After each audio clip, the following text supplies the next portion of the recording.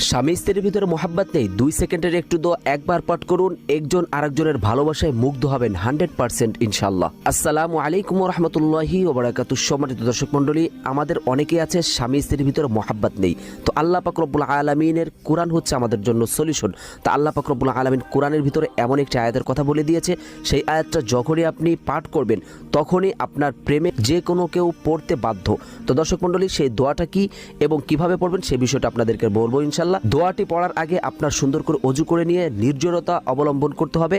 সেখানে যে আপনি দুরুদ পড়বেন, দুরুদ পড়ে এই দোয়াটা 5 বার 7 বার 3 বার যে কয়বার ইচ্ছা পড়ে আপনি আবার দুরুদ পড়ে যাকে আপনি আপনার প্রেমে পাগল করতে চান তার চেহারার দিকে তাকিয়ে ফু দিবেন, সে যাতে বুঝতে না পারে।